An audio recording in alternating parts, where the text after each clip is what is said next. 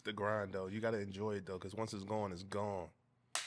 Yeah. Everybody telling me, like, bro, my homeboy was at my house yesterday. He played 8 years in the league, and now he works for the PA. He was like, bro, like, when you get done playing, it's going to be a struggle to get up and work out and do these things. And I'm like, bro, it's a struggle now, bro. Like, I'm definitely going to be on 600 my 600-pound life for sure. For sure, bro. Hey, man. Yeah, I think, man, I was a 6'4", 265 freshman in high school, bro. So, like, I was like, bro, weight management was always an issue. Issue, you know what I'm saying? So I'm like, bro, I'm gonna enjoy myself when I'm done playing, you know? Travel the world, eat food. Listen, I could relate, man, because my playing weight was 300. Man, if I look like you when I'm done, shoot, I'm gonna be good. I'm gonna be in good shape. This man is in the gym every day. I got to 325 before I went out and did some dumb shit, played flag football. Bilateral torn quad tendons. I had one kneecap on the inside and one kneecap on the outside. You did both of them? Both of them. Same game. What did he say? Both of them. Both of them.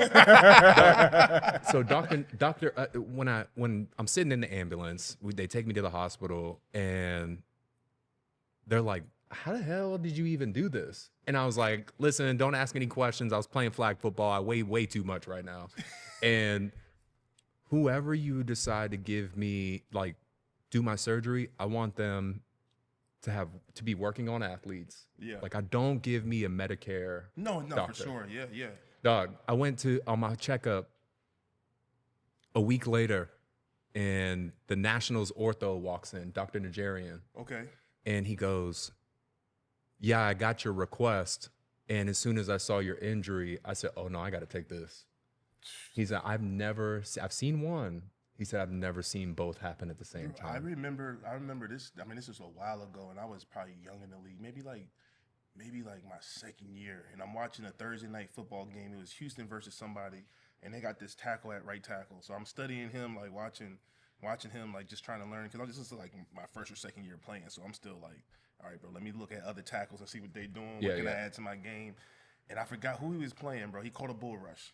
Derek Newton was the right tackle. He caught a bull rush, and he was pretty, at the time he was a solid tackle. Tears both patella tendons trying to catch the bull rush in the game, and I said, "Yo, yeah." I would have much rather have gone out on that shield than Sunday morning at George Mason High School Falls Church playing flag football, dog. Because like insurance. Yeah, that's exactly it. I'm sitting there like, I can't believe I went all through Syracuse, no major injury. Like, you get an injury your junior and senior year, they'll just blood dope you. They'll just spin your blood and then give you that plasma back, that PRP shot. I went my entire career without an injury. And the only time that I really got injured was when I dislocated my ankle working out. And that was really just hooping. But I wrenched it back in place and still went to camp 3 weeks. Can't stay off the basketball court. That is one thing football players, like, I'm like, bro, like every week I ask my doctor, like, yo, when can I play basketball? When can I hoop? Like, the guys are getting together. The guys are getting back together on Sunday. Like, can I play basketball?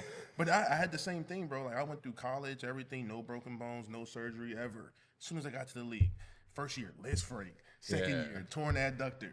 Like, bro, 7 surgeries, bro. That's crazy. Like, thank God this has been my first knee surgery, so I'm thankful for that. So what was the knee surgery that you got? Like, did they clean it all up, or is just you wouldn't even believe it, bro. Week 3 against the Patriots, primetime game. I'm blocking my guy, hemming him up. The guy from the other side comes around, lands into my knee, tear MCL meniscus, fractured tibia. Oh my God! Sit out 4 to 6 week injury. Sit out 2 weeks. Come back and play 14 games straight. Then you had the arm too, right? So yeah, my last year in Baltimore. So that was like, bro, that was like a humbling situation, because like, I always had pride myself as like being a 3rd round draft pick. Like, now like 3rd round draft picks, bro, they get cut. Yeah. Like, if you're 3rd round, bro, like, all right, bro, you don't want to play? Shoot, we cutting you. Correct. So it's 3rd round draft pick. And then, like, my situation in Washington when I first got there, so I had the list. I was the swing tackle, basically. Had like 2 or 3 starts. I was about to get my first start and play the rest of the season at right tackle my rookie year. And so, like, the whole time I'm, like, shadowing Trent. Like, Trent's my my OG, you know what I'm saying? I'm gonna say like Trent, yo, show me. Good OG to And have. Right. No, it was, bro. Absolutely. It was, bro. But like, it was like some come to Jesus moments where like, yo, he would teach me some stuff, and then I'll be like, all right, I'm gonna try it in practice, and I'll be like, bro. How the hell do you move? I'm like, hey Trent, my knees don't move like that, bro. Like, what's going on? And like, so you give or take, you know, you learn things from certain people, and you're like, bro, I can't do that, but maybe I can put like a little spin on it and make my own recipe, Right. and come out with something that's great. But so like I'm going through the process, bro, and literally, bro, like literally, I get my deal like, hey, we're gonna start you at right tackle, because my first start was against Alden Smith in San Francisco. Wow, that's a DE. And all week, The whole defense at that time. Right. Justin Smith, Patrick Ahmad Willis. Gray, Patrick Willis, Navarro. So I'm like all week. Trent's like, yeah, I'm gonna play. Then Thursday comes up, my coach comes like, hey man, you gonna start at left tackle? I said, oh, what happened? What happened to Trent? So I go talk to Trent. Trent said, bro, you think I'm gonna go out there against Alden? And I said, bro, you could have said that on Monday, bro. Like, You gonna take all the reps during practice with the team. I'm like, bro, you could have said that on Monday, bro. Like, what's going on? So like, I go out there, bro, and it was a learning experience. But like, bro, like I came back that later on that year, finished playing the swing tackle, whatever the case is, and bro, I ain't gonna lie to you, I had some asshole vets, bro. Like, you know, like people don't realize when you a young dude, like people don't realize the transition from college to NFL is like, it's not big of a difference, right? Like the speed is the speed, you know what I'm saying? You're gonna have guys that's bigger, you know, obviously like as males, we don't get our like grown man strength until like 25, 26. Correct. So you already you at a disadvantage, right? Yep. But then the thing is like you got people, you going into a locker room with dudes that got 4 or 5 kids. Right. And this is how they feed their families, Right. bro. Like Mortgages. And you used to as a college player, you know, I'm gonna go play my game and I'm gonna go get jacked up, bro. You feel me? Like I'm gonna take Sunday and I'll come back in Monday. The whole lot, you know, in college, the whole weight room on Monday smells like alcohol because y'all been partying, you know. So like you go in the NFL with that same mentality. You know you belong there, but like you got to start fixing the regimen of like, all right, what are these guys doing that's keeping them in 10+ years, you know? So I was about to start, had Liz Frank on a Thursday at practice, blew it. And then we drafted Brandon Sheriff, number 5 overall, to play tackle. So I'm like, I'm in the cast like all the way up to my knee for like 4 months. And I'm like, yo, I might have to get another job, bro. Like this is, you know, they're going to play the number 5 overall pick. Yep. But I'm going to tell you this, like I went into the weight room one day and I looked at the assistant strength coach at the time. He's still there now, Chad Englehart. And I said, Chad, they drafted a guard. And I just like switched that mindset, and after that, bro, it was game on, bro. Yeah. Game on. But that you weren't gonna let that situation take you out mentally. We wound up having a joint practice against the Texans that year. And obviously that was like the year that they were on Hard Knocks with. So it was like the J.J. Watt show, you know? They had like That was the D'Angelo Hopkins thing, right? Yeah. Oh my God. Yeah, I remember that. Fear God, bro. So like Tore my man hamstring up. Right, twirl him up. D-Hop is dangerous though. bro, he's sneaky, bro. Yeah. He's sneaky, bro. And so I go in there and I have a good joint practice against J.J. Watt, and they're like, hey, bro, we're gonna start you at right tackle. We're gonna move Brandon to right guard, and that wound up being like we played together for 6 or 7 years, and like probably was considered one of the top right sides in the league for a while. Shout out to my guy B, love that boy. But the thing, like in Baltimore when I tore my pec, bro, it was a humbling experience because that was the first time I missed a game. Like I had started 143 straight games. So like, you know, and I didn't had like 4 or 5, 6 surgeries at the time. So I'm like, I just know, all I know is push through. Like, Right. You know, as athletes, like we're the most major compensators in the world, bro. Like we'll figure it out. Like Yep. one ankle's blown, bro, Cool. we gonna figure it out. You know what I'm saying? So like, and I come from that old school. I had Callahan. Right. I had Bill Callahan from like year 2 to like year 6. So like all Callahan knows is like, yo, old school, just we gonna work. Like there is no, when everybody getting water, yo, we doing bungee pass sets 100 yards with sandbags, you know?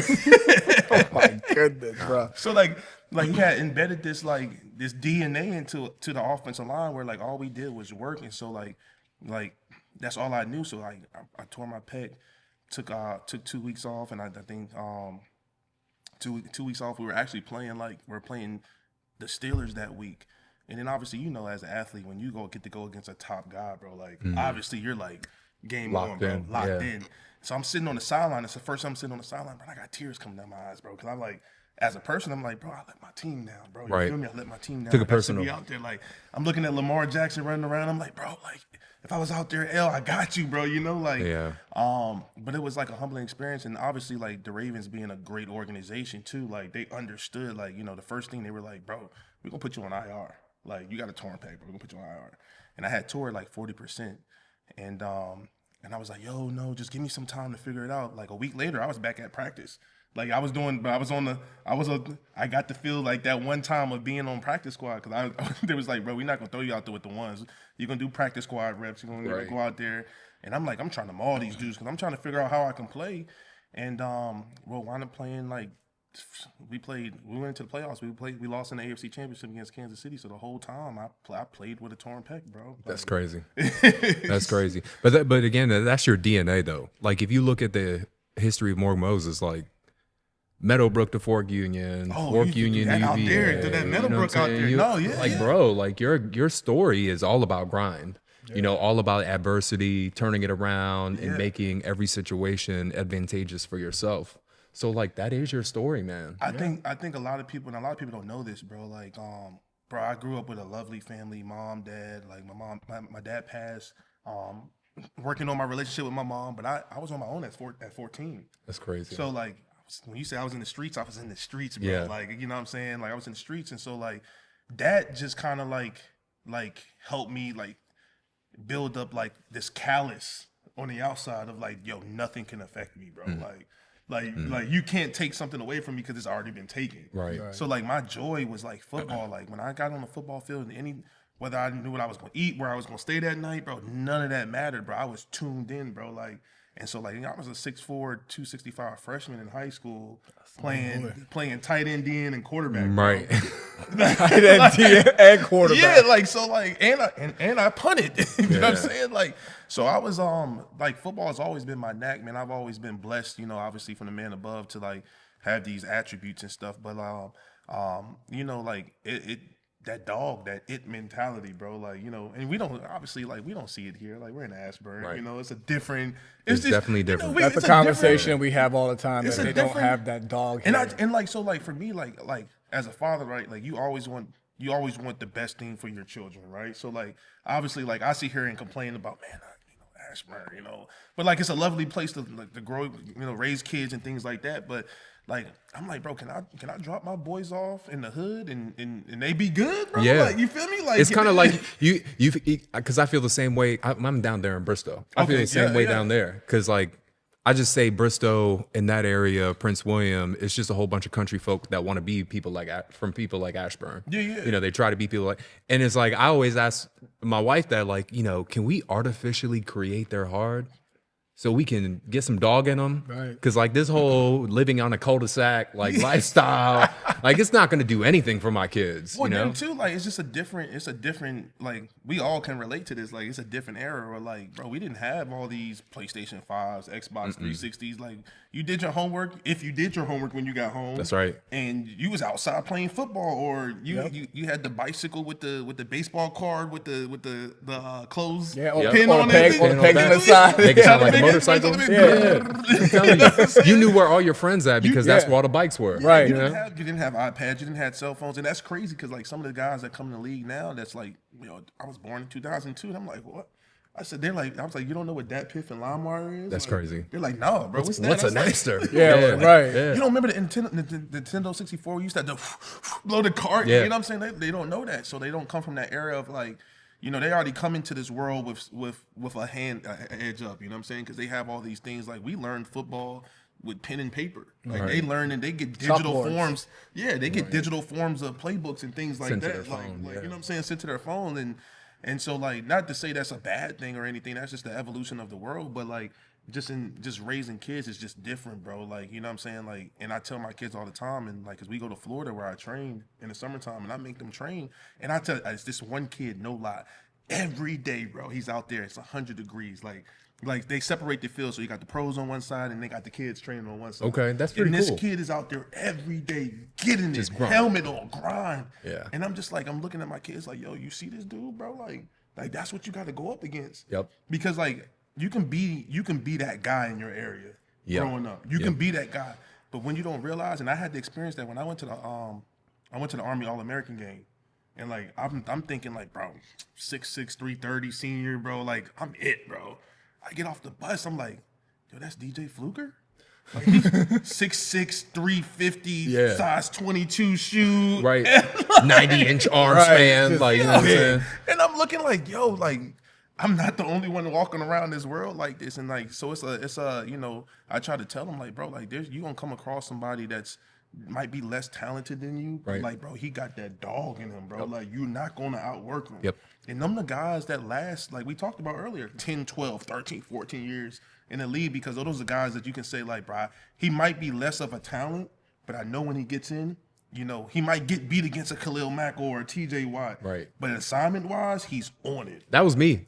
That's me. I was undersized, bro. I mean, like I'm an undersized. Look, you look at me now. I was like, wait, you play? I know he still said like 325, and I'm like, no way. I'll bro. tell you, when he came home to what? I'm telling you, yeah. I was He like, came Ozempic home is to real, what? bro. Nah, my man's clean. Is that crazy? I'm telling you, he literally came home and he told you after his surgery, my man turned into what you're looking at now every single morning in the gym. My watch be going off, Drew finished workout, Drew finished workout, Drew finished workout. But you know it's more a diet for us though. Bro. No, for sure. Yeah. For sure. So like I had to do the fasting. The carnivore diet is what I put on. Once you put your body in ketosis, like all that football weight shreds off. Bro. Yeah. And you know, and it's funny though, because it's like the bigger guys get smaller. It's true. The smaller And guys bro, So me and him graduated Will Montgomery. Okay, got you. Yeah. Dude, when we saw Will after he finished, I'm like, who are you? You're smaller than you were in high school. look Whole like a new villain. wardrobe in the closet. Right. For sure, bro. Right. Like, Alan Fanica's another one. yeah, it's crazy. Like you see the bigger guys that's been like 325 their whole career, and then 260, 250. Bro. Svelte. Like, Cut. Yeah. Cut. You know what I'm saying? Then you got the DBs. Slim fit jeans. Gaining weight. Look at Darrell Reeves. So you saw him in the Hall of Fame. I'm like, this DBs and running back looking like whole zebra cakes. For real. Yo, that's hilarious. But nah, like that's just like, it's crazy how it comes full circle, man. Like, you know, you do your time, you know, you have a great time playing football. Obviously you're getting to do something that you love to do at a high level. And like not many people can walk out the front door and say, bro, I love what I do. Right. Like, you know what I'm saying? So that's a blessing, number one. And then just like, bro, like the relationships, bro, like that you make throughout your course of your career, like the friendships, because like you go through a period of time where it's training camp, them joint practices, and it's 120 degrees with pads on, and nobody wants to be out there, bro. Like, but like you build this, like I always relate to the movie 300. Like you relate to that because it's like you go through a certain amount of wars with these guys, and you get to know them. You get to know what they sacrifice throughout the days, you know, family time, kids, X, Y, and Z. And you build this unbelievable bond that lasts forever, bro. Like, you know, everybody says like, you know, you might not be friends with your high school friends or your college friends anymore, but like when you get to the league, bro, like them. Well, you're one of one. It's a brotherhood. You're one of one. You're one of one, bro. Because I mean, what? There's only 32 starting NFL quarterbacks in the world out of 9 billion people. Yeah. Right. So you take that and you multiply it across all the positions, like you become 0.000 whatever percent of humanity of all of the people in the world. So yeah, it's natural for you to gravitate towards those people, find commonality with them. That's why, like, you know, if you look at military folk, Same way. you know, they're the same way. It's because it's a warrior class. Yeah. You know, it's the same with you guys. You guys are a warrior class, and you're gonna relate to the warrior class. I'm still like that. I can't imagine what it's like that for people who played in the league for 12 years. But when I get to know people, and like I just get to know their personality, and I find out they never played sports, I just No, Yeah, bro, it's I just don't want to be around them anymore. It's a tap out. It's nothing against them, bro. Like they just don't understand the process that you go through every day. Bro. Correct. Like for example, like I got a cousin that I reconnected with in New Jersey this past season, and he's a huge Jet fan. So he's like, bro, we got you. And I hadn't seen him for like 12 years, bro. Like, you know what I'm saying? Like, you know, just on my mom's side of the family. And so like he was like, bro, like if you need anything, you know, with the kids, X, Y, and Z, bro, let me know. So like we got real close, bro. Like, so he would come, you know, he'll be at the house when I get out of practice, like, hey, bro, like, I just whipped you up some food, bro. I know you had a long day. But then he got to see, like, the regimen of every day, like, bro, like, after I hurt my knee, he's like, Like I called him one day, like on the phone with somebody. I'm coming downstairs. He's like, yo, I want to say something to Cuz, but like, yo, he can't even walk up the stairs, bro. I don't know how he's gonna play on Sunday, bro. Like he's like hurting, bro. Like, and then he's like, dang, he's out there running out the tunnel on Sunday, bro. Like people don't get. Like, and that's why it's hard to like make friends outside of football. Correct. Yeah. Because they don't understand the dynamic of what you put your body through every day. They just see, oh, he got a 3-year deal for X amount of money. Right. Like he's good. They see the tip of the iceberg. Yeah, they see that, but they thing. don't see the sacrifice of like, bro, like sometimes you might have a game on Thanksgiving. Sometimes you might have a game on Christmas. You know, sometimes you're gonna miss your son's first little league game or X, Y, and Z. Yeah. And you can't put a price on that. No. Right? You can't put a price on that, bro. Like you can't. And that's why, like in the off season, it's so important to me to be able to give back to my kids and coach them and train them and do those things, because like I want them to know, like I didn't have that growing up. Like I didn't have that where like my dad played football, but I don't remember a time I ever threw a football with him. So I grew up and he you know, he worked a lot, and I got to, once he passed away, I got to learn why he was like that, because none of his brothers came and saw him play when he was growing up. Yeah. You know Learn behavior. So you learn. So you get to learn things when people are not here. But like that's why I'm so adamant of like, yo, I gotta, like I told you, I said like I'm gonna have to have this conversation with them. Like, hey, like I'm gonna only be here Monday, Tuesday because I gotta go coach my sons. I promised them that, bro, and I don't want to break that promise to them. You know what I'm saying? Because they're looking forward to like this is the first year all 3 of my sons are on the same team. Oh, that's cool. So they're like, yo, Dad, we going. They're already like Super Bowl or bust. We all 3 on the same team. If we don't win, it's on the coach. Like, so like you know what I'm saying? Like that's why it's so you know adamant to be like in their lives, especially in the off season, just to, you know, and it's hard, right? Like because like you still got to do your thing, you still got to train, you still got to rehab if you have surgery, those things, and you got to find time for them. But like it's hard to find like friends like outside of football that understand what you're going through, what you go through, bro. Like, you know, because like you know, you've been there, you're married, you've been there and stuff. Like, yo, relationships are hard playing football, bro. Yep. Like, you know what I'm saying? Like, and they were hard in college. I can't imagine what it's like in the NFL. I used to sit there, bro. I used to sit there and be like, bro, God, if I had 28 hours out of the day, can you just give me 4 more? Like, you know what I'm saying? And like you just learn, like you learn, like, you know, over the time, like you know, social media was a big part of my life early on in my career. Like I was stuck on, you know, you sit on the toilet, you just scrolling. That's scrolling. You know what I'm saying? And like now I don't have social media, so like that maybe 2 or 4 hours that you've been scrolling all day, like you get that back and you find time to be able to do things that you need to. Right. So it's just the evolution of like, you know, that maturity, and it's always a work, bro. Like it's like you know, when you're done playing football, there's more work to do, because now it's like all my life I've been going. I know I had to be at the locker room at 6 o'clock to you know 2-3 p.m. whatever the case is, and now like you don't have that time where like somebody is structurally telling you what to do through that time. And so now it's like changes. So like for you to say like I wake up every morning at 6 o'clock and get it in, like, you know what I'm saying? That's a hell of a deal. that was after 8-9 years of bullshit. Wandering around aimlessly. Like seriously, like I didn't. I mean, I worked out when I could work out, but like it wasn't regimented like I was, man. And a lot of that just mentally, I had to get over the fact that I wasn't playing anymore. You know, I got a story for you. I got a story for you. Yeah, man. I call it the fall from grace, bro. Right? Because how long? I mean, you've been playing football for how long? Since I was, from like in the league, this would be 12 years. No. I'm talking about from you were a kid. I haven't missed a year of football since I was 3 years old. So 3 years old, all the way until 18, and then you end up getting paid, or you end up going to college, receiving a scholarship. There's no other job that kids have at 18 where they've been doing something for 15 years. And then when you finally make the league, it's like, I'm a pro. Like most people spend 25 years in a career. I've already spent 25 years getting to my professionalism. And then you spend another 12. It's like once you leave that lifestyle, for me at least, it was very hard to convince myself like there's life beyond football. And I had to really search for that. You know, and it was a journey, man. It was a journey. And like, look, listeners, I don't even know if we really started. We just kind of started now, talking. It's just been natural, you know. It's just been natural. But like, man, like, just to get deep, bro. Like, bro, 2000. And if a tear comes on my eye, bro, just I'm not soft, bro. No, we know you're not. We know you're not I can soft. still run block, bro. You know? No, but like just like I said, like growing up, like I've been on my own since I was 14, so I missed a lot of children things growing up, like Right. just trying to become a man and Had to make grow up things early. work and grow Yeah. up early, you know. And so like you said, going to Fort Union, bro. Fort Union changed my life, bro. Like I absolutely changed my life. It was the first time where I knew I was getting 3 meals a day.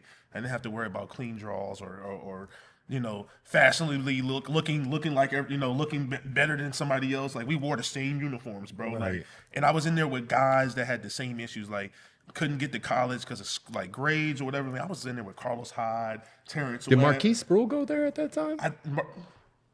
How you know Keith, We man? played Syracuse together. God, yeah, Marquise Small was another world, guy. man. That was my guy. So Yeah. like, He's out in Cali now, growing big tree. big dog. Big tree.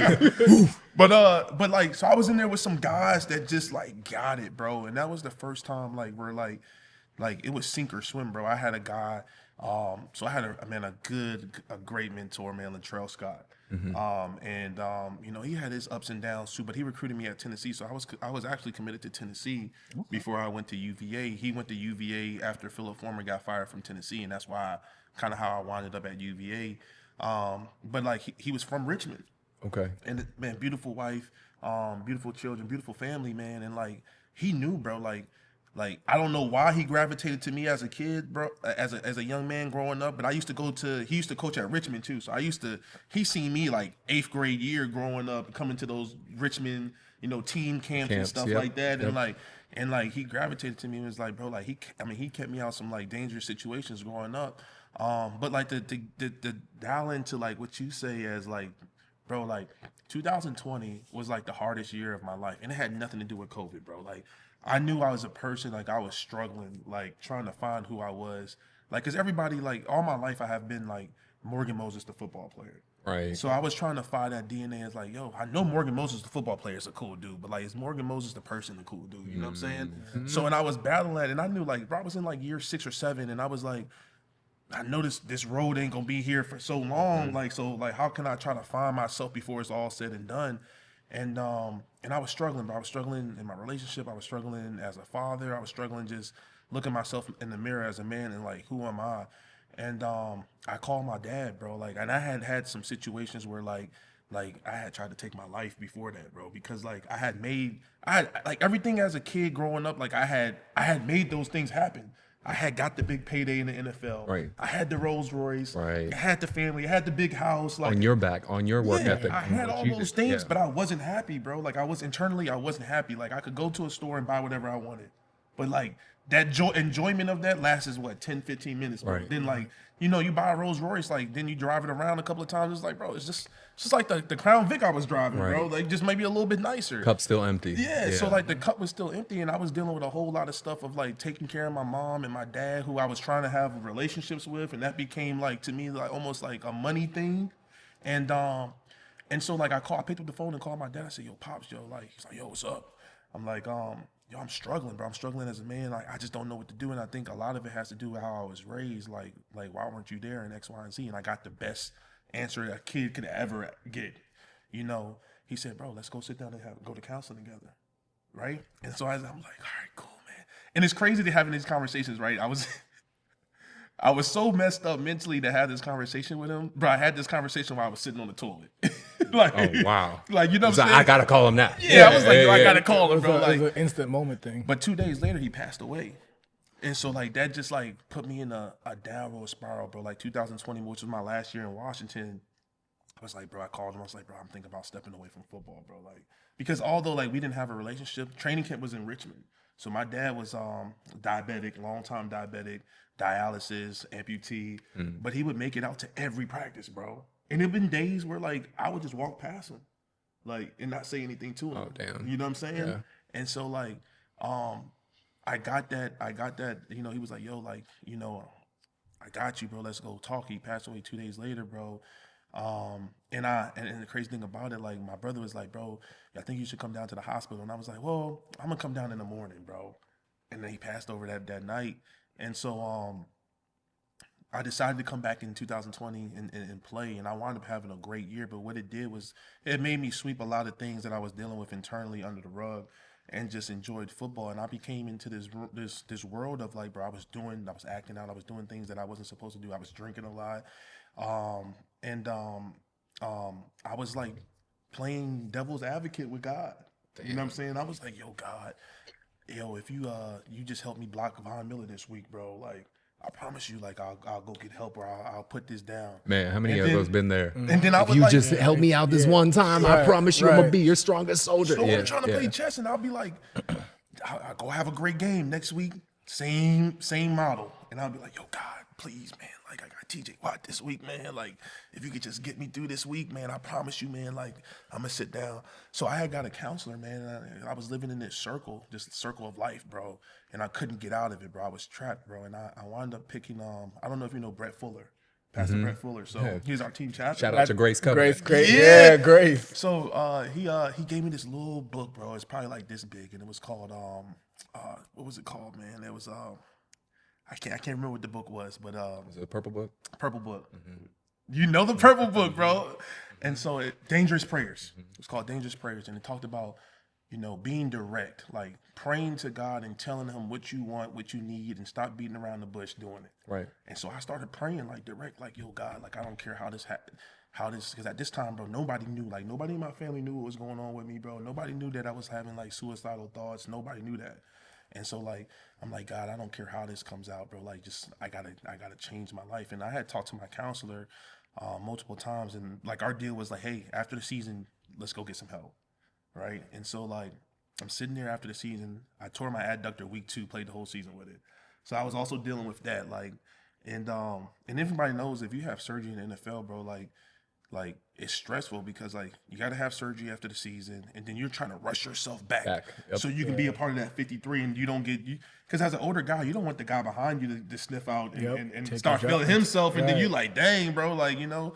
So like that mental of just like not taking care of yourself internally because you're trying to take care of other things. I was putting things aside, and I was like, I had my adductor surgery in Philadelphia. I'm sitting in the hotel room, and things started coming out, just boom, boom, boom. And I'm sitting back like, God, not like this. Right. Bro. And I already had conversations with my best friend like previous, like, yo, bro, if anything ever happens to me, like, this is where everything's at. I need you to do this, X, Y, and Z, make sure the kids is good, make sure, you know, everything's straight. Like, I've already had these conversations with him, and he's like, you know, and this is my friend, like, we grew up together, bro. Like, I slept on his couch sometimes when I didn't have a place to stay. So he knew, like, you know, like, you talking about good brothers, bro? Like, good brothers, bro. Like, right. Like, keep me out of situations. Like, hey, like, he won't, to this day, he won't let me come back to Richmond. He won't let me step in Richmond. Because he knows what time it is. He know what time it is. Yeah. He's like, bro, you're going to go back to, just because you've been away from something for so long, it's still in your DNA. Doesn't mean you can't fall back into So, like, he's like, bro, if you step foot in Richmond, bro, you're going to fall back in the same fold. There's a switch you don't have control over. Exactly. Yeah. So, like, that's what I'm saying, like, good brothers, bro. And so, like, I'm sitting there in the hotel room, bro. Everything's coming out, and I'm just like, God, like, why? Why now, bro? Like, I just had surgery. I go in the bathroom, lock myself in the bathroom, take 12 Percocets. Oh, my God. Wake up the next morning, call the only way I asked, like, yo, why did I, you know, make it? 12 Percocets, bro, you just don't make it off, right? Yeah. And I still had the patch on my neck from surgery. So, like, it was fighting everything that was going in my body. Right. And so I woke up the next morning, and I called my counselor. I said, yo, like, this is it, yo. I got to go get help, man. I went to rehab, and it was the first time in my life, man, like, it changed my life, bro. And when I say it changed my life, I was in there with a group of men that were CEOs, pastors, you name it, bro. But it was the first time in my life that they treated me as a human being and not a football player. They saw you. They saw who I was. And I was the youngest out of the group, bro. So, like, they saw something in me that, like, I couldn't see, bro. And so, like, and I still talk to these dudes now. Like, Like, we have a men group that we talk about. And, like, when you talk about having conversations that are just vulnerable, and you know, bro, we don't do that especially as black men, bro. We don't do that. We do that. Like, bro, I never experienced the dinner table unless it was Thanksgiving, Christmas dinner, or something like that, bro. Like growing up, you got your plate and you went to your room. Right. You know what I'm saying? You got your plate and you went to your room. You put it back in the kitchen when you're done. You know what I'm saying? That's how I kind of grew up. And so, and then nothing was wrong with that. My parents tried to do everything they could to make things work, bro. Like, you know what I'm saying? But they were on go time. But they were on go time too. They had their own business, bro. So they were trying to make that work. Like they were having we were having financial issues. We're moving, bro. Ninth grade year, bro. I came home from varsity practice. It was the best day of my life because they're like, bro, you're gonna play varsity as a freshman. So I said, oh hell yeah. I came back home. I had a padlock on my door. Me and my brothers and my good friends, we broke in the house that night and stole and got what we could. You know what I'm saying? So I was going to the gas station getting $5 teas every other day, bro. Yeah. Just trying to look the part, bro. Like, but people didn't understand or didn't know what I was dealing with, bro. Like, I got people that I talk to that I went to school now, and they're like, bro, like I didn't know your story, bro. I was like, yeah, bro, I was going through it, bro. Like, but just like it's something about like, especially like Trent. Like, I love Trent. Like, this is my guy, bro. And when I told him what I was going through, he's like, bro, it's something about being a black man and hitting 30 years old. It's something about it, bro. So true. Because you like your life like glimpse in front of you, and either you are where you want to be in life, right, or you're not. Yep. And it doesn't have to be financially. It doesn't have to be. It could be mentally. Physically. It could be physically, emotionally. Yep. And you know, as men, we don't have these conversations. We don't talk like this unless it's a locker room or we're at the barber shop. Like, you know, you like, and I don't know your dynamic of your relationship with your wife, but like as men, like we don't tend to come to our wives and be like, yo, I'm dealing with this, right? Because we get some type of backlash. Correct. You know what I'm saying? So we kind of hold that in to ourselves, and that cup overflows. And once it overflows, it's over with, bro. Because nobody is you're who's gonna reel me in? You're the breadwinner. Yep. You are the breadwinner, bro. You don't have time to feel bad about yourself or deal with. You're trying to navigate everybody else's issues and save them, and you can't save yourself. Right. And there might have been a person that threw a life jacket out in the water for you a couple of times, but you can't see the life jacket, so you just keep on going, and you're trying to tread water, and then you got up in situations like this, man. But I'm blessed, bro. I'm blessed, number one, to be here. I'm blessed, number two, to be doing something that I love to do, and I'm not perfect, bro. Like I tell everybody, I'm not perfect, and I'm still working on things that I need to work on. But internally, like I went through a lot of things to get to where I am today, and I'm thankful for that. Dang, man. Dang. I think that moment that you felt like somebody actually saw you as a human and not a football player, I don't think most men who play football get that in their career. No. You get that 5, 6, 7, 8 years after your career. Yeah. And then you have this hesitation of even telling people who don't recognize you, like that I once played. Bro, it's like, it's like, it's one of those. It's like one of those double standards, right? Like you're blessed to be able to do what you love to do at a high level, but from the outside looking in, you're gladiators, right? Yes. You're gladiators, and you're the perfect demonstration of what people want their kids to be, right? And they just see the outside. That's why like Instagram is so fake, right? Like people see all these pictures of like, oh, I'm smiling, oh, I'm on vacation, and you don't know when they took that picture. They could have took that picture 3 years ago. You know what I'm saying? Like you don't know. But like from the outside in, you're looking at this like, oh man, look that family over there is so happy, bro. She always traveling. They always do. Right. Yeah, but you don't know that. You don't know the inner works of what they're going through or what they've been through to get there. You know what I'm saying? And so like, it's like people look at us and we say like, hey, they're gladiators. Like they're you know, they're the stand-up people of the community, but like, bro, and then when something happens, like you get arrested for something or whatever, they like, oh, they failed us. But you find out who your friends are in those situations. You find out who your friends, like, bro, I got, are. like my bro, I'm telling you, like my bro, like his name is Doug, man, and like we've been rocking, like, you know, and I say we have like open conversations. I called him one day, bro, like I was going through my little mental spill, emotional spill, and I called, and he was a great basketball player. So like what I was in football growing up, like him, my Doug, and my best homeboy who passed away, he got shot, David Copeland, and they still haven't figured out the murder and everything. But this dude was like 30 points a game in high school, like point guard, 6'3", could shoot. Like we all grew up in the same circle, and I'm like, I called Doug one day. I was like, bro, like I just got a question, bro. Like you my brother, you my friend, and like we have these great conversations. And I said, Doug, do you ever like feel some type of way that I made it and you didn't make it? And that's a hard conversation to have with your friend, right? Mm-hmm. And he said, yeah, all the time. All the time. I said, so what do you feel the difference is he's like, Morgan, like, you was willing to do things that I wasn't willing to do. It's the only difference. He was like, bro, I went the JUCO route. You went to Fort Union. I wish I would have went to Fort Union. Like, but once I heard, like, bro, you had 12 or 13-year-olds telling you what to do, I was like, nah, I'm done. You know what I'm saying? I believe it or not, I had long dreads before I went to Fort Union. I tried to use every book. Yo, I'm Rastafarian. Like, like if you cut my hair off, I'm gonna be like Samson. I'm gonna lose all my power. I'm throwing biblicals at them. Like, you know what I'm saying? They're like, bro, we don't give two shits about that, bro. Like, go to the back to the lady in the cabin and go get your junk shaved. That is get the same cut as that guy. I'm like, yo, can you at least go with the grain? They're like, nah, bro. Like, high and tight. Rounded hairline, bro. Like, that's so funny. And so like you have to have friends like that in your corner to have conversation with like that, like, because like honestly, anybody else that I would have that conversation would have been like, that conversation might have went different, but like we had that dialogue between each other, and I was able to understand why he is my friend today, and why, like, because this dude would come up on the weekends and not say nothing to me. He would walk in my house and be like, yo, where my nephews at? And I'm like, yo, bro, like. Come on. Before the nephews came, it was just me, bro. Like, but like that's a good friend, bro. Like, you know what I'm saying? And like, and so it's hard to find those people, but like those dialogues and conversations I have with him, whether it's like, you know, just calling and checking up, like, yo, how the city doing? Like, how Richmond? He like, oh, bro, because he works in the school system. Okay, where does he work down there? I can't. Don't even be lying. He works at a school, like alternative school. Okay. So like he gets to see like the kids growing. He's like, bro, like there's 13-year-old girls carrying guns now, and I'm like, gosh, bro, like you know, he just gives me the tea and stuff, and but we have these conversations of like, you know, where we used to be at in life and where we are now.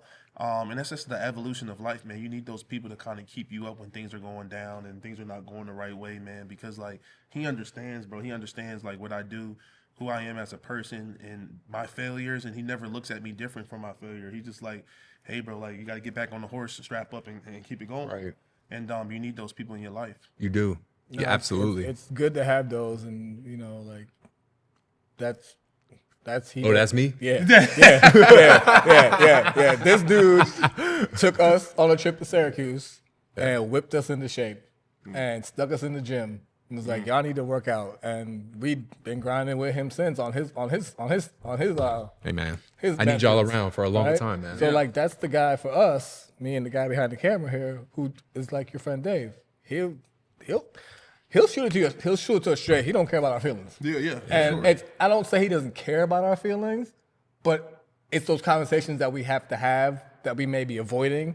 He'll just cut right to it. No, for sure. So it's you know, hearing you have that, we have that, and as you're saying, as black men, it's good to have that because we can have those open conversations between the three of us, especially. I just wish I had that. You know what I mean? Like I need honesty. You know, I need transparency. I need someone to not beat around the bush, trim through all the fat. I just need the message lean. Yeah. You know, and it's funny because that's how God delivers it to me as well.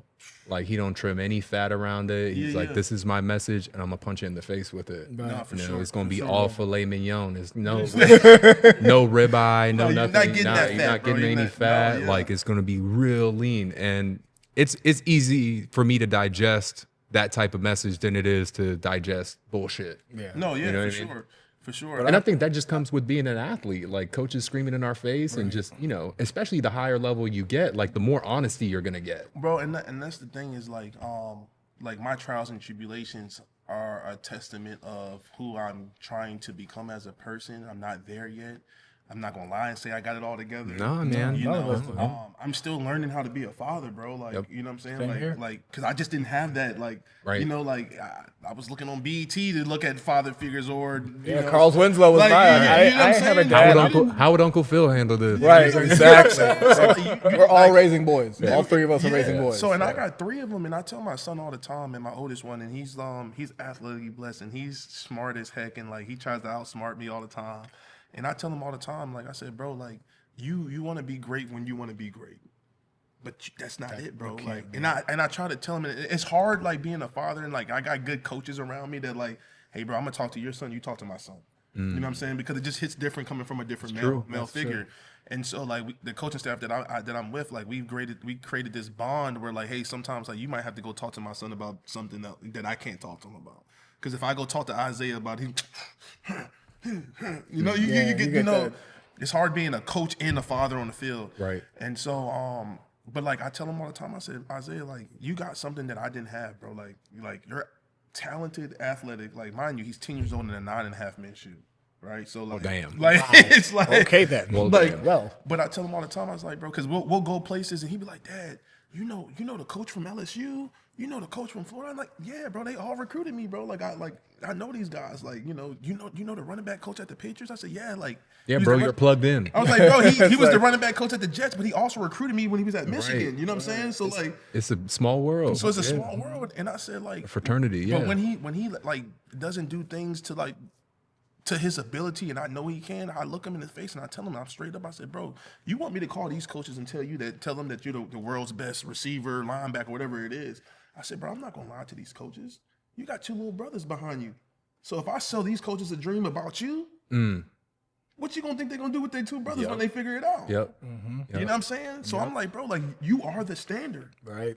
Like whether you like it or not, bro, you are the standard. You're the bro. poster child. Yeah. Your brothers are looking at how you move, everything that you want to do, whether they like it or not. They're in it. They're like, bro, yeah, Isaiah's doing it. I'm doing it. You know what I'm saying? And so I try to tell them, like, bro, you are the poster child. You are the next generation of the Moses. You know what I'm saying? Like you're gonna get there. Like thank God. Like when he's a senior in high school, they'll play all together for 1 year in high school, which is gonna be beautiful. I look forward to that. But I'm like, bro, like you're gonna have coaches come in, and I'm gonna sit there and be like, yeah, that's my son Isaiah, and they're gonna know everything about you, and then they're gonna be like, well, who's those 2? Oh, those are his 2 brothers. Yeah, you have to lay the foundation for your brothers. That's right. You gotta lay the foundation. I can't lie to a coach about you, and then he don't come back through the door because I lied to him, and then he's like, bro, I'm not offering the other 2. Right. Because you sold me a bill of goods on your first one. Exactly. You know, why would I roll the dice on the other 2? Exactly. Yeah. And so I try to teach them those things, man. Just like, like, hey, bro, like there is no like either you a dog or you not. You can't turn that thing on and off, bro. Right. Like dogs eat. Okay. What high school are they scheduled to go to? What do you think? What do you think? Yeah, because I know you got freedom of range and Loudon. I just don't know if we're gonna be here. Oh. Okay. Where we gonna go? Where we gonna go? Yeah, we coming too. Going to them, I don't know. We might be in Florida, man. I gotta get them around some dogs, man. That's Hey, a man. good place. But That's the a good thing place about to- it though, like, and this is like a part, like perks to like my career, right? Like, for example, like we were in Jersey last year, so they got to play tackle football in Jersey. Okay. And I loved it for them, right? Because they've been killing Virginia, at their age for so long. I'm like, bro, now you get to see another side of, Right. what's going on in Jersey. Like let's see how you match up with the guys in Jersey. But they probably smashed up there too. They did. Okay, I was Yeah, gonna say yeah. Jersey. I mean, But Jersey. New York. All right, Jersey. We're gonna separate New York. We're gonna separate New York from Jersey. But that's what I'm saying though. Like like for me, like I didn't get to see that until the Army All-American game. Right, In right, high right, school, right. they're getting exposed to different areas already. So they get to see how they look in New Jersey. They get to see how they look in Virginia. They get to see how they look in Florida when we're training in the summertime. So they're around different types of athletes. So now, like what that does for them mentally is like, all right, bro. Like I remember that guy that was out in Florida with us training every day, 110 degrees, and he had his helmet on. Like that's the model. Right. I need to be there. That's Your a gas that's a- tank just yeah. got that much bigger. Exactly. That's a core memory because now you're gonna lock that in there and you're gonna be like, I gotta be better than And that's that why guy. I bring them because I like for example, one day we're training, Tyreek Hill was training, and they're like sitting there like, oh, Tyreek Hill does this, Tyreek Hill does that, like he does this route, and I'm like on the way back home, back to the hotel, I'm like, yeah, you see these guys, like these are the top guys that you praise and worship and you love, but you got to see them Work. Yeah. Like work. It's On Sundays, you see them have fun. Right. It's 110 degrees on the turf in Florida, bro. Like, and they're working. Working. Yeah. And he doesn't have to. You know what I'm saying? He doesn't have to. No. He can Like, go out there and just run his 4.140 and blast past everybody. So it's just like growing up in that NFL or a professional athlete fold as children has been it's been amazing to see them watch because like adversity waits for nobody. Nobody. And it Man. creeps in in every little facet it will creep in. Yeah. And so I like to see that they're challenged in life. And I tell my kids all the time, like, I don't care. I never wanted them to play football. They just happen to be around it all the time. You know, like I tell my kids, like, bro, you can be a president, you can be an artist, you can be like, this is why I do this. Yeah. It's to allow you to have the options to be able to do what you want to do. And I'm going to support you 100%, whatever you want to do. It just happens to be like they love football, basketball, they play baseball, soccer, they play everything, you know? And so it's just great to kind of like see that. And as a father and, you know, as fathers, and we have kids and we have boys, like, we learn a lot more from them than they probably learn from us. That's true. Very true. Like, and that's a humbling experience as a father. Yeah. That's a humbling experience as a father. Find out a lot about yourself too. You find a lot about yourself because there's some things that I can say to Isaiah that I can't say to JJ. That's there's real. some things that I can say to JJ I can't say to Legend. Like I have to be able to train them on the football field, and I have to be able to speak volume into their lives in a different facet every time. You got to meet them where they're at. I got to meet them where they are. Yeah. And that's hard as a parent. Like, that's hard as a parent, bro. It's hard as a man. It's hard as a man. It's hard. Now, bring your ass on. That's where we all want to be that guy, right? But that's like, what we. come on. But that's what we were. That's how we were brought up. Right. Like it was now. Move. Like we were getting grilled. Now I don't want to call it gentle parenting because I don't believe in gentle parenting. Yeah. Like because we're from that old school as we were talking about off camera. It's more intuitive parenting. Exactly. It's like now I weave.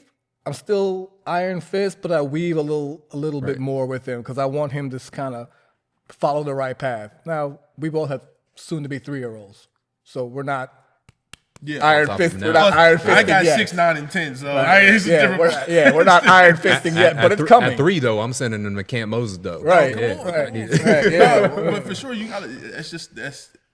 That's the evolution and growth of life. Like you learn, the world is always changing, it's always revolving around us, and you have to adapt to certain things. And and definitely like for me, like you gotta think like I went from inner city kid in Richmond, right, murder capital, Right. Yeah. You know what I'm saying? And I went to Fort Union.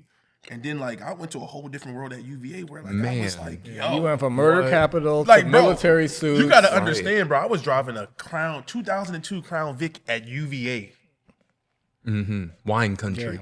Right. I'm like, polos and khakis. Vineyard. I'm like, yo, like. Monticello down the street. I'm like, bro, like, you know, like, and I had to learn to be able to navigate, like, because I wasn't the best student. Like, I graduated high school with a 1.69 GPA. Yeah. Like, not because I wasn't smart. Like, I just didn't go to school, bro. Like, you know what I'm saying? That's like, the application that you have to learn. I walked out the front door and they'd be like, yo, be back for football practice, bro. Like, that was just how it was for me, bro. Like, so, like, I didn't go to school. I played football in school, you know? And so when I went to Fort Union, bro, I learned more in 1 year at Fort Union than I learned in 4 years of high school. You know what I'm saying? And, like, that was just because, like, the structure of, like, we had study hall every day. Yep. You didn't have, you know, all this like fashion sense. It was just more like it was like you didn't have a phone. You know what I'm saying? You didn't have a phone, bro. Like it broke you in. It broke you in, bro. Like it was like, bro, like I gotta like I was doing a bid, bro. Like I had to enjoy this time. Like you couldn't have mouthwash. Cause like you also had kids that were, you know, dropped off there that their parents might have been like billionaires, but they were in trouble. So they just sent them. He's an addict, so I'm gonna send him to Fort Union. I don't want to deal with them. So like you had people doing that, and then you had people that would like. We would have raids, so like they would come in. You would every morning, bro. Like, and I would be lying if I said I do this every morning, but it stuck with me. The model stuck with me, bro. Every morning we have to go. We have to wake up, hospital corner our beds. It was the best made bed ever, bro. But we did that because it didn't matter what type of day you had, bad or good. You can go back home into a fresh made bed and start your day all over again. And so like. You would do those things and like you would come back to your room and your room would have got raided and they didn't tore the bed apart and you just like so like not only if you're going through that, but you're learning patience. You're learning about yourself. Right. You're like it became a competition every day. How good can I make this bed? Like we didn't have doors on the stalls in the bathroom. Like you can walk by and be like, oh, you taking a number 2, dog? Like like you didn't have, it was no privacy law. Right. I mean, so like you were pretty much stripped from all, you know, everything externally that you enjoyed. You were stripped from that. Like all individualism. They bro, ripped I it. knew They it, broke you down to build you up. I knew it was real when we were playing South Alabama. Because I played in the post-grad, so we played the college team. So we drove a bus. Like not like a Greyhound. We drove a white Prison school bus. Prison bus. White school bus Longest to yard. South Alabama, bro. And we had like they were like, all right, we're gonna stop and get food, right? And they gave us like a little stipend, bro. We had a $5 bill and a $2 bill. Make it work. Oh my God. Well, can't do anything with a $2 bill. Yeah, that's a setup. I'm like, bro, cheeseburger the and a Diet linemen Coke. are looking like, hey, bro, we got no options but to go to McDonald's and get all the McDoubles and McChickens. all you Like, can Pull get. your money together. yeah, like that's how it was. But like it showed you like you didn't need those luxury things to get by in life, bro. Right. You didn't need the fresh pair of Jordans, like. Because my mom and dad was breaking their backs trying to, like, when I was 14, 15 in high school, they was breaking their backs trying to get me the new Jordans that were $225, bro. Or, like, I used to put Vaseline on the Jordans to make them shine so they look like they were still new, bro. Like, you know what I'm saying? That's some real stuff right there. I used to get I used to get my dad's, like, little, like, church shoe shiner, and I would put some Vaseline on, and I would rub it across the back of the Jordans. Like, that was the first Jordan. It was the 17, so they came out with the metal shoe case. And they were like that was the first pair of Jordans. They were like $225, and I was like, yo, I gotta have them, mom. Like, and my mom's like, yo, you wear a 14, 15. I said, nah, they run big. I can get the 13. Oh, no. And I made them, when I tell you I made them things He work, all like bro. Bro, I made them things work, though. But, like, you know, like, you come from that era of, like, trying to make things work, man. But when you went to military school, bro, like, them luxury items that you lust for, you didn't have those. And you made it work without them. I want to go back to what some of the things that we were talking about before. Yeah, I was gonna. Yeah. I want to. So, get in that so too. you're. I mean, realistically, you're in your third, like, full graduating class of kids coming from college to the pros. What do you feel like is the major difference between when you were a rookie to some of these rooks coming in right now? Yeah. Let's talk about the work ethic first. The work ethic? Yeah. You know, I think the biggest thing is obviously, like, you know, dang, this kind of like dates me, right? Like, It's okay, bro. Yeah. I'll be. You OG now, I'll dog? be 42 hey, no, next bro. Saturday. The worst It's is okay. like, bro, the nicknames that I get in the locker room, like, bro, we had an offensive tackle we drafted last year in the first round, Olu, and he's from DC, and he actually played at Gonzaga in DC, and he started calling me Onk.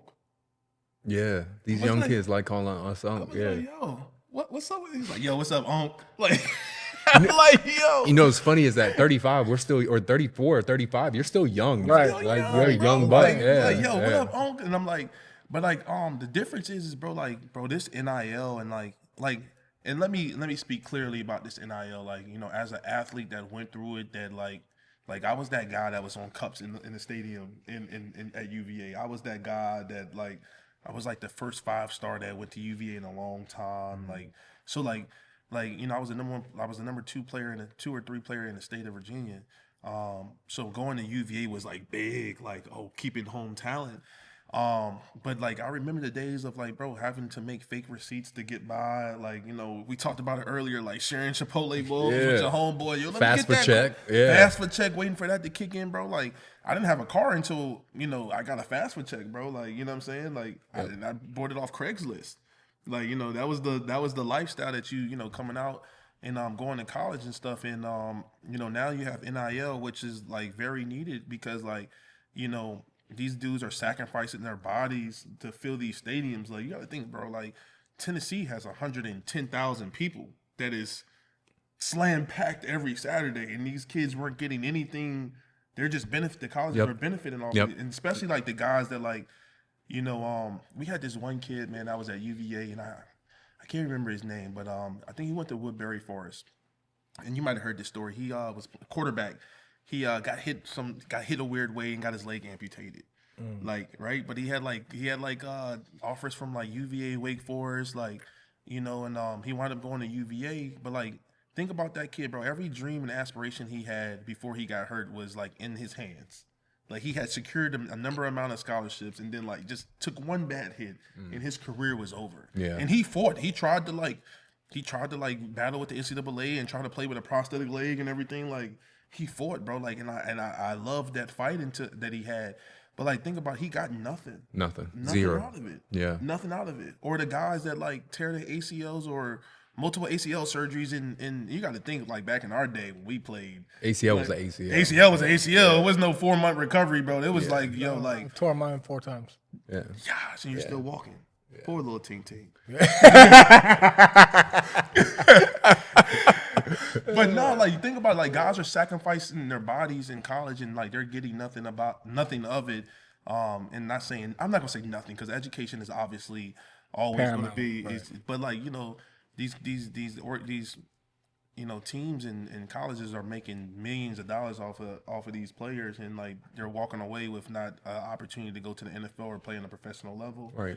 Or whatever the case is. And so NIL, but what NIL has done for the NFL, I can only speak is like, bro, like I remember coming into the league, bro, and I tell everybody, and they probably laugh at this, but I played special teams as a rookie, bro. I played kickoff return, bro. Yeah, man. And I was back there like you weren't skipping, backpedaling and trying to you, man. 1, 2, 3, 4. Oh man, they twisted, man. Oh, I gotta like. Bro, you're not lying. Like I remember being a camp body and like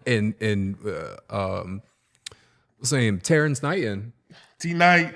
I played with T Knight. It was like, hey, Cuse, you better go out there on them special teams, dog. Go to them special teams meetings. I'm like, oh. I don't really play special teams. He's like, dog, go to the special teams meetings. You trying to make this 53 or if you trying to be on practice squad, go to the special teams. Do not miss any one of them. So he was putting you on game. Yeah, he was putting me on game, and a rook that came in with me, undrafted as well, like he didn't put him on that game. Yeah. But that's the dude that also didn't stand up on the table and sing his alma mater. You know what I'm saying? During a little bit of the rookie hazing. So Pyros is like, he just one fucking with Pot Roast at? Jacksonville. Okay. Yeah, that's when MJD was there. Yep. That was Blaine Gabbert. I played with him here in Washington. So and he's coaching now. He's doing great. But like it's just like now, like the athlete mindset, like these guys are taking pay cuts coming to the NFL. So like they already have the Rolls Royces, like that entitlement. Yeah, they have that entitlement. So it's like for them. At any standpoint, it's like, bro, if I fail, like I've still got 3 M's in the bank. Oh man, you know what I'm saying? I don't like that at all. We're like, you know what I'm saying? We're like, I think I was watching the podcast and I want to say it was Brandon Marshall, right? He had said like, bro, like the Jeremiah Smith, the receiver at Ohio State has more money in his bank account than he him. does. Oh, You know what I'm saying? But like, cause like now bro, some of these NIL deals are ridiculous, bro. Like, they are private driver to practice. Right, I need 5 to 10 tickets for my family, 5 hotel rooms, and I need a stipend of $475,000 a month. What are you doing with $475K a month? Like, as an 18 to 21-year-old. Like, so why would you want to come to the league and play special teams? Yeah.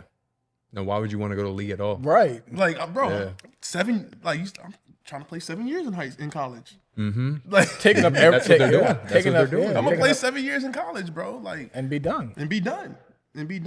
I've made 5 M's. Like, you can live off 5 M's for the rest of your life. Do you think the NFL is going to respond and start raising rookie contracts? They got to, bro. Like the next lockout got to be some serious lockout. I mean, are we going back to that Sam? Are we going back to them Sam Bradford contracts, Michael Vick contracts? Because we have a cap right now on the first rounds. Don't get me started. They're either going to do that. They're going to no. Let's get you started, please. Let's get you started. I still need a job in the NFL. Oh, that's true. Yeah, no.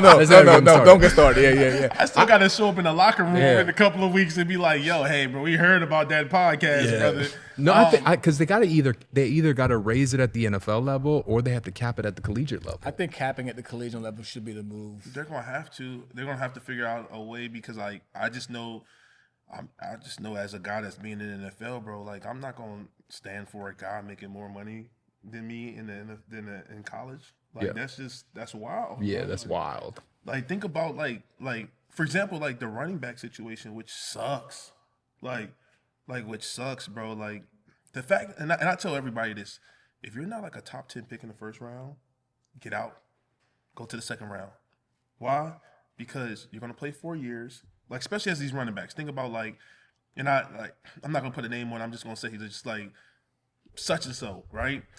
Like imagine him being a top 5 pick as a running back, and like the life expectancy of a running back is what? 3 years. 3-4 years. Like unless you're like elite like Derrick Henry and take care or Saquon Barkley.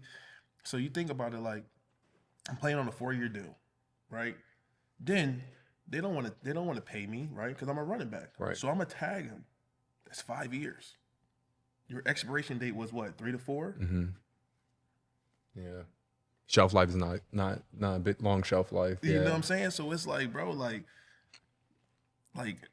I missed the threshold of, you know what I'm saying? Like, maxing out my contract. not everybody's going to be like Kirk Cousins and hit the nail on the head every time they hit free agency or get tagged, bro. That was my Sam Bradford comment. He was like I love Kurt, bro. Like, and Kurt, like, bro, like being like playing with Kurt in Washington, bro. He was always smarter than everybody else. He was always smarter.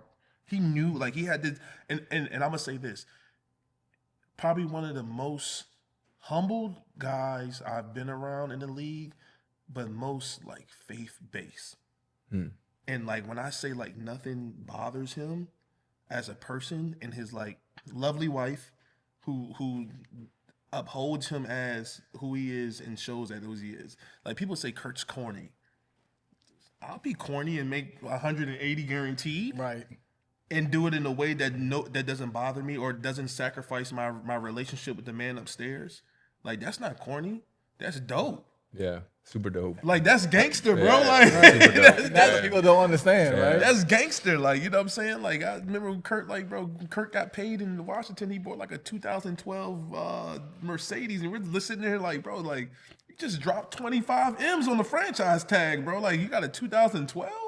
But like, you know what I'm saying? Like, but like, bro, he's unbothered by that, bro. Like that's a guy that's like I talk about this all the time, bro. Like, and this is the thing, like when I like my earlier storytelling, like what I've been through, when you become one with yourself and that like you're comfortable in your skin 24/7 and nobody what outside people say about you, like you hear it, like, bro, like, oh, Kirk Cousins can't win the big time games. He can't win the prime time games. But guess what? I got 360 M's sitting in the bank account cooking right now. Right.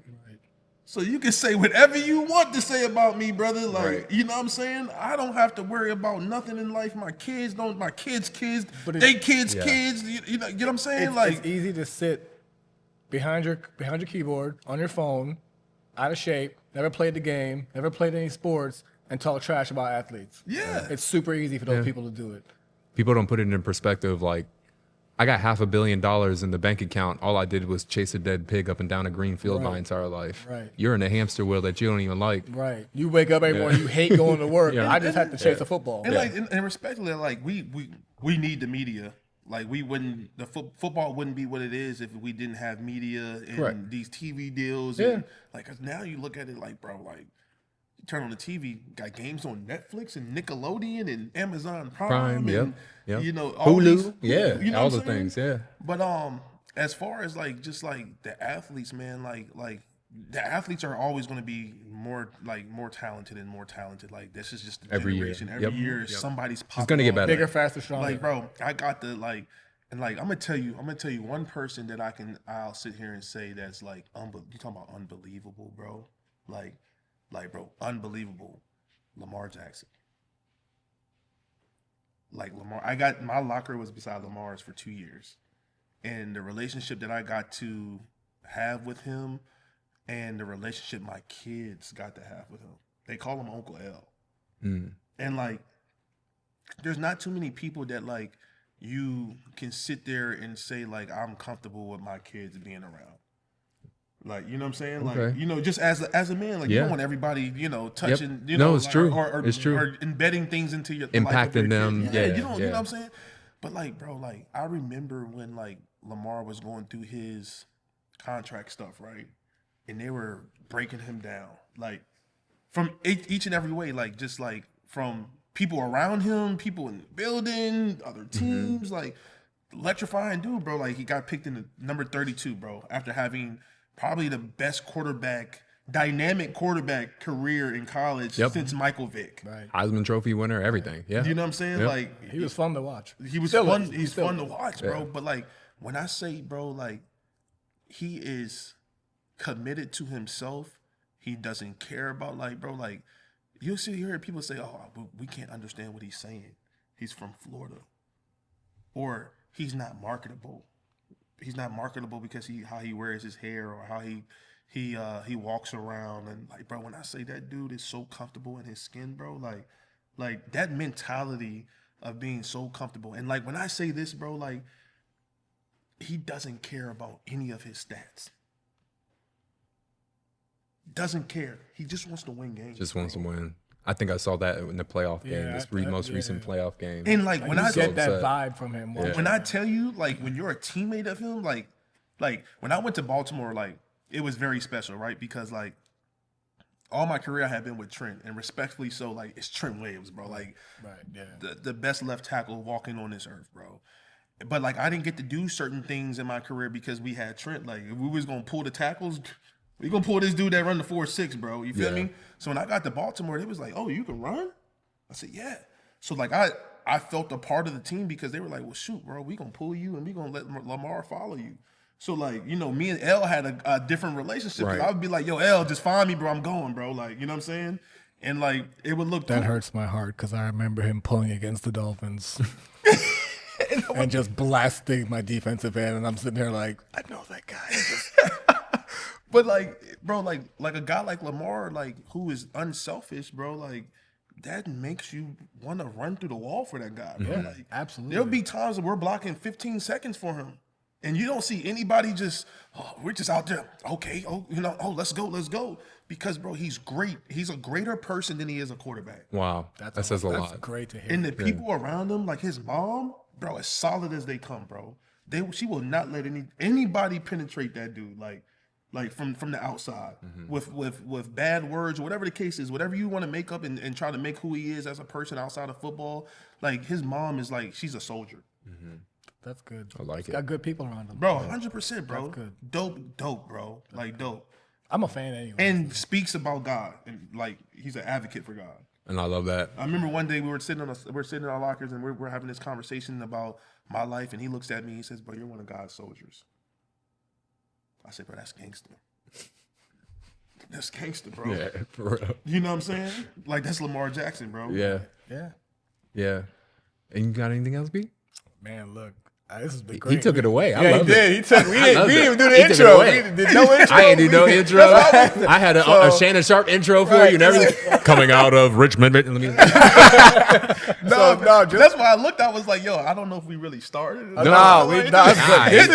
This is gonna be flying. Yeah. I'm aging myself. I would prefer to have the podcast like this, Yeah, just running conversation for real. yeah. Like you might have put us onto some game. Hey, look, you guys. It was exciting for me to come out here, and I appreciate you guys involving me in this because, like, obviously, you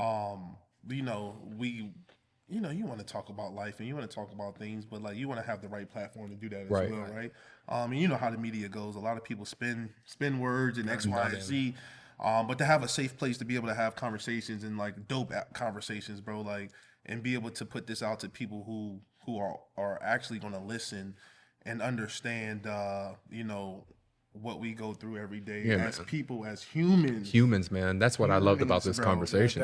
We had a real human conversation. That's what I wanted to touch on. When you said you finally felt like you were Morgan Moses, the person, the people you were sitting in a room with probably also felt the same. Yeah. Because you said they were CEOs. They were like, so that person walking around and Mr. CEO, finally he's now Bill. I'm throwing names out. Don't know who you sat with, right? Now you're Morgan. Right. Pastor, whoever, where everybody is gravitating towards him. That's a dope feeling, bro. Yeah. That's a dope feeling when you're able to express yourself as a human being and not for your accolades or your money in your account or whatever the case is. Like, you can just have a conversation with brothers, you know what I'm saying? Right. And like, look, we get off this show, bro. I'm like, bro, like tap in with me, bro. I need that TLC from the brothers, bro. Like, I need that, because like even so, bro, like I am who I am, and like I'm striving to be better as a Christian. I'm striving to be better as reading the Bible and X and Z. But like life moves, life moves fast, and you don't get to do everything you want to do. But having a circle of men around you that'll keep you accountable is always key, right? Always. Because there's going to be days where you're going to fall short. There's going to be days where you can't give 100%, but you look for your brothers in arms to like help you get through that. And that's what we need around here, man. Like, that's what we need. Absolutely. Yeah. Especially our age group, man. Especially our age group. Like, it's too much. It's too many people like overdosing on drugs and X, Y, and Z because they don't have somebody they can go talk to about life. And life hits, and life, that's the crazy thing about life. Like, it doesn't tell you like, hey, on Monday, on the 25th of March, I'm going to do something in your life that is going to be drastically changing. Right. And here's the manuscript on how you get through it. Yeah. Right. No, it's Ain't just nothing. like, boom, there Smack you go. you in the face. Good luck, bro. Good luck. Figure it out, bro. So you need people to you need people to reel you in and reel you in back into real life, bro. You need that, bro. And it's not enough of that happening now, for whatever reason. But bro, this is I thank you guys for allowing me to thanks bless for coming this on board, man. podcast, man. Thanks for Thank coming you on for board, accepting, man. man. I appreciate it. I look forward to more. I look forward to more, man. Oh, we gonna do more of these. Oh yeah, man. we gotta definitely do go more chop of it these. up again. Look, We nigga, might have to come. We might have to come up north, man, and lock you down, see man. you. Man, get your flight jackets ready, man. You gotta get the one with the fur on the hood, though. You gotta cover up. Like I used to get at Burlington Coat Factory back in the day, man. TJ Maxx, here we You know what come. I'm saying? Yeah, man. So But no, man, Morgan Moses, we appreciate you coming out, brother. Always, brother. appreciate you, man. Blessings, man. Morgan, thank you. Everyone, make sure y'all go ahead, hit that follow button on Spotify, subscribe on YouTube, tap into Levels, all right? Tap into Dark Visors, but most importantly, follow this man this year. He's going to the Patriots.